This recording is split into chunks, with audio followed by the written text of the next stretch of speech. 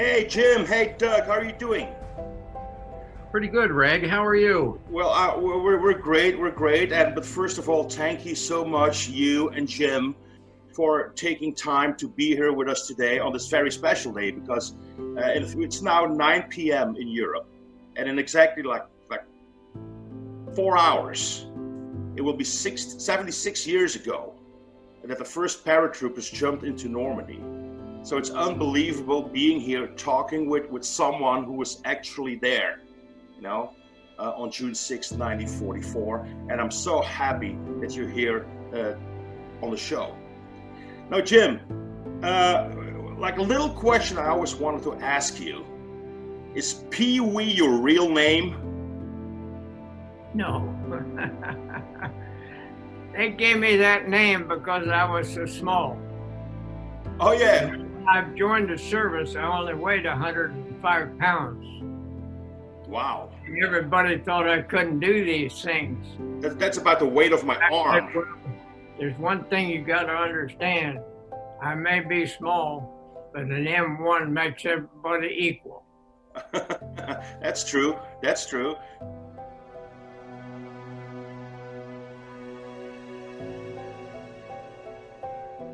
Now, Jim, remember you spent quite some time training in England, and then finally there's the message that the guys are moving out. Okay, they move you to the marshalling area, and then they tell you, we're going to Normandy. Then it gets cancelled because of bad weather, and then it's June 5th, and they tell you, this is the day of days. The night of nights, we're gonna jump. So, what crosses your mind? Because you must have been like nervous when you got on the aircraft, or how did you experience not at all. You got to understand the reason we were not nervous. We'd never been there.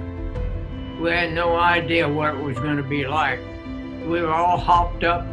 We'd had several false starts where we thought we were going. Now we're really going to go. Now, also think of this. Here we are, never been in combat.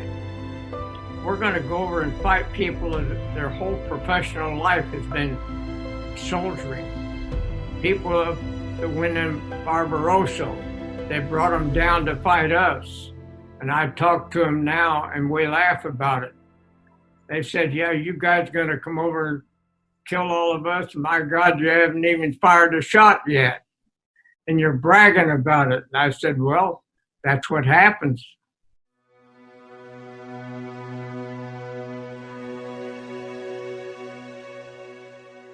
People said, when you're standing up there looking out the door, getting ready to jump, aren't you afraid? And I said, no, we're not afraid. I said, I've talked to all of ours. None of us expressed fear. All we wanted to do with all that firing come up was get out of the plane, get on the ground. Yeah. We were fascinated to see all of these heavy caliber traces coming up. You were fascinated, you said. The big fire over there that we didn't expect. And then also when we went, it was clear going across and we could see the ships down there. But when we hit the shore, there was clouds we didn't expect. Nobody did. And here's the bad part. We flew in serials of 9 planes each, and only the first plane had a navigator. When we hit the cloud bank, the planes were so close together, all they could think of was scatter, so they didn't run into each other. So we lost our navigator. Now we had all of these different Pathfinder groups on the ground. They had, every group had a frequency. And the plane that came over, it had a Rebecca. And this was called, what was that one? Eureka. We had a Eureka on the ground with the Pathfinders, and it wasn't voiced, it was Morse code. And that frequency went to the plane that had the same frequency as they did. But when they lost a navigator, these people didn't know anything. So they looked down, any place they saw pathfinders, they jumped to people. That's why we were scattered. And people blame the Air Force. It wasn't the Air Force problem. It was a problem with the communications that happened. And you can't blame them at all. I never have. And I don't understand why people are feeling that way. Another thing I had a problem with is the Pathfinders should have had more people around so that they didn't have to fight. They didn't have the people there. Their job was to get the planes in. As a result of that, many of the Pathfinders got killed. And now, when these pilots got back to England, they had a big party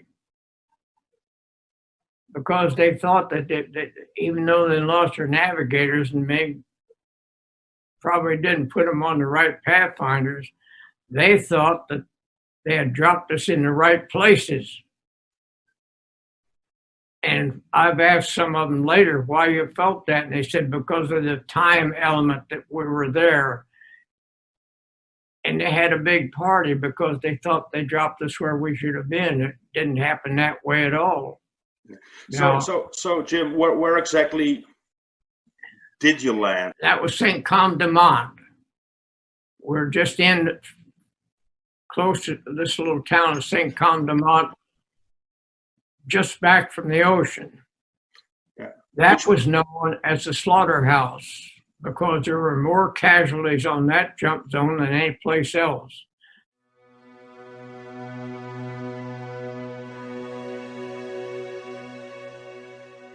So Jim, you landed near St. Côme-de-Mont. Now that's exactly where your battalion commander, Lieutenant Colonel Lee Wolverton, landed.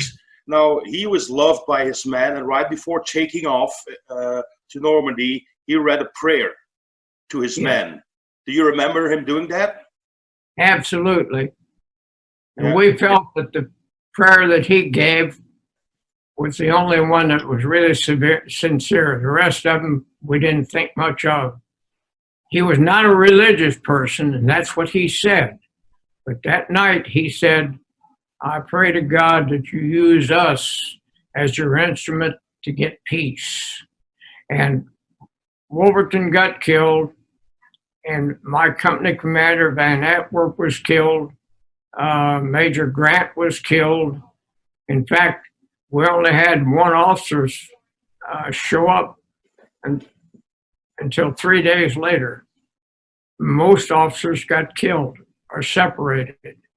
Wolverton was a really wonderful person, and we all liked him very much.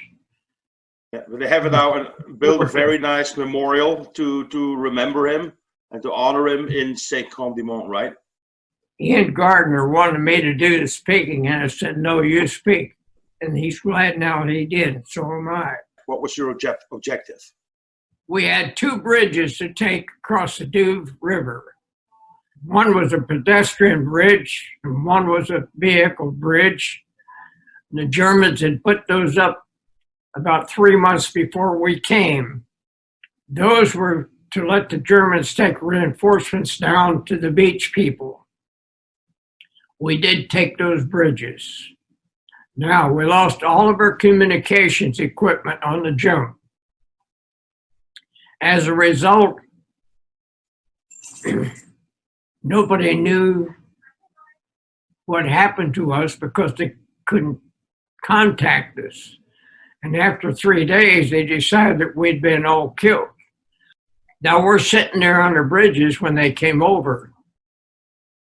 And Chaplain McGee and the sergeant got up on the bridge up on top of the berm, and one of them was letting out smoke, orange smoke, and the other had cerise panels to tell them we were friendly. But the machine guns, they came across with their machine guns firing and dropped several bombs. and they straddled those two guys. And well, it lost one man killed and several wounded in that. And that wasn't due to machine gun fire, it was due to parts of the bridge that went up in the air and came down to hit them. Yeah. So then they decided to send some people over on the other side to see what there was, what was left of the bridge. And they found out there was more heavily protected than we thought there wasn't. And that's where Lieutenant Chambliss got killed. Can you tell a little bit more about Lieutenant Chambliss?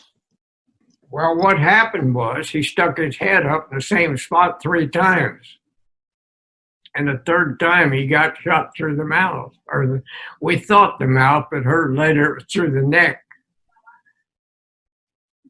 And he was down where H Company was, and when he was down and bleeding, he asked these sergeants if anybody from G Company there. We were up at the other end. And they said no. And what had happened was we liked him so much, and he was so GI, that I came up with the idea of putting on our jump jacket West Point with a question mark behind it. My theory was that we were so GI that we were just like West Point, and he was asking them if we were mocking his background, which we were not. And I have said in my writings and talking, we became pretty close, and he talked to me a lot. And he recognized that I wasn't like a lot of the other guys. I was more analytical. And I have said often, why in the world didn't he just ask me? But he never did. And of course, that's something you live with. Those things that happen, you can't do anything about. Now, I told a person who's a colonel that lived near me about this, and he contacted West Point, and he got 2 letters back, one from Morton and one from Dowdy, and each of them had sent a letter to Chambliss' folks in which it said he died instantly and didn't suffer. And this colonel next to me said, you're wrong. And I said, now I'm going to tell you something. I was there. Don't you tell me what happened. I said, why would they say that he suffered? Why wasn't it easier for the family to think he didn't suffer? Why would you do that? So that's the way it stands right now. When we're getting ready to go, Chambliss came to me and he said, now, I've got an idea and I'd like you to volunteer for something. And I said, okay. He said, we want to get across that river, but we'd have to use some boats. And we don't want them to paddle because they can hear it. And this is night, remember. And he said, we're going to have 2 rubber boats tied together and people in each boat, and you're to take a rope and swim underwater so they don't hear you. And I said, sure, I'll do that. So when I went by, I saw the rubber boats, and Nelson was there, and I said, hey, aren't you coming with us? And then, no, I'm going to wait for the others there to take the boats up. Well, Nelson got killed, and the boats never got there, so that's what happens. But as all armies do, when the plan changes, they adapt, and that's what happens.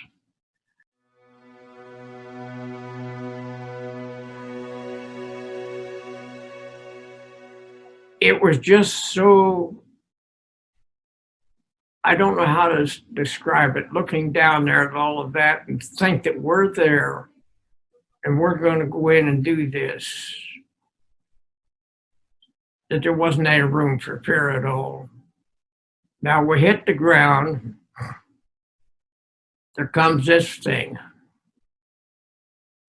What are you going to do with prisoners? Now, some commanders said, kill all of them. My company commander said, no, we're not going to do that. He said, you disarm them, take the bolt out of their gun, throw the bolts away, and tell them to go back and somebody will pick you up. And that's what we did.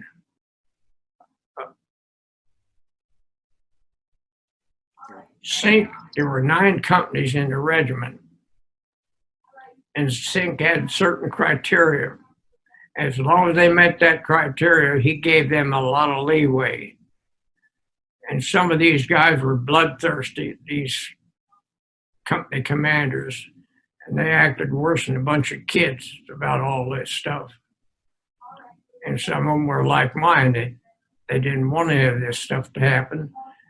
And it only happened a couple of times that I'm aware of in my company. And then another thing that happened, before we got on the plane, they gave us pills to take. And they had officers standing to be sure you took the pills. And the guy said, what are these? And they said, just take them, don't ask. I knew what they were. They were Dramamine. And I thought that's the worst possible thing they could do because that affects your mind. And after the war, I talked to General Taylor about it. He said, well, what happened? And I said, what happened was that these guys took this Dramamine, a lot of them hit the ground, and they went to sleep. They didn't wake up till morning, and then they felt guilty about it because they didn't know what the hell happened to them. He said, well, I never heard that. And I said, well, I know why it was done, but never should have been done. And then Shettles in his group, when he got ready to get on the plane, he grabbed up the pills and gave them out to the guys just before they got on the plane. And he, instead of picking up the Dramamine, he picked up salt pills. And the guy said, what the hell are you trying to do, kill us? That's the kind of things that happen. Yeah. Well, Jim, in the past decade or maybe 2 decades, you have made several trips back to Europe, right? You've been back to Normandy. 6 of them. 6 of them. Okay. So when you go back to let's say like Normandy, do you actually go back to the sites where you and your men have fought, or are these sites you rather not visit anymore? As a matter of fact, when I was there I took pictures. And Doug will tell you, when we went back, I took them to the very same spot I was standing on when those pictures were taken. And the reason we know it, some of the buildings had been changed, some were the same, but the churches were there. And you could look at the picture I took while I was over there fighting and look at the one I took them to. In every instance, I took them right to the same spot where I was in Normandy. Yeah, church steeples tend to be fairly constant as far as buildings go, and so they were good identifiers. Okay. So, but there's even more to your returning trips, because like most of the D-Day paratroopers only jumped once into Normandy, but you did it again. When you were 93 in 2014. Well, see, I don't have a problem with jumping like some people do. To me, it's just something you do. Now, all these people that you see that skydive all the time, ride motorcycles and get in wrecks and everything, they get a thrill out of this. I don't get that. Now, anybody that jumps will tell you when you're standing in the door there is a little slight apprehension, not fear, just an apprehension. But when we get out, we don't get that, all that, whatever they call it, that euphoria that they have to live with. We don't have to do that. I don't ever get that. To me, it's no different going to work. You get up and go to work, you're making these jumps for the same kind of thing. Yeah, but when you go to work, they're not shooting at you. No, nobody's shooting. No, it doesn't bother you. Yeah. Jim, why was it important that you make that jump over Normandy again for the commemoration? 2 reasons. One, a little bit of ego to show that I could still do it. And the other is I wanted the people to remember what happened. And the way to do that was to make a jump, because everybody wanted to see somebody jump. And that's why I did it. Okay, wow, it's amazing that you did that. And I remember well, there were like thousands of people there at the drop zone watching you jumping into Normandy for the second time. But that's not all you do. Like, even back in the United States, you travel around the state and you still give these talks, speaking engagements to all sorts of audiences. What drives you to do that? Greg wants to know the presentation that you and I do together, from Toccoa to Bavaria, a World War II experience. We've done that for 10 years now. Why is that important? Why do you still meet groups and talk about your experiences? Well, to tell you the truth, my feeling is the history of World War II was going downhill. And all these young people came up, some of them didn't know anything about it. And the main thing is, for years and years before I met Doug, just with a telephone and a pencil, people were coming to me and asking about their relatives. Could I put them in contact with people that knew them? And I had the name, address, and phone number of every person who went through my unit during the war, plus the same thing for their survivors. So when all of my officers would go to all these reunions, and I wasn't going to reunions then. And every time they got asked that, they would send them to me, and I would put them in touch with somebody over there that knew them, or somebody that could put them in touch with their relative. Well, then, when Doug came along, and what we do now, that goes worldwide, and we're making an impression. We have over 30,000 people that watch us all the time. And we're still doing the same thing. We're able to give them the history of it. Now, remember, this is not about me personally. I don't get into personalities, because I don't believe in that. We did a job they were supposed to do. We volunteered for it. We trained for it. We got paid for it. And that doesn't make you a hero. You may be brave, but you're expected to do these things. You're expected to die and all of that. But with all of these followers, and Ambrose's book, even though some things in it are wrong, has brought history back to life. And now history of World War II is completely changed.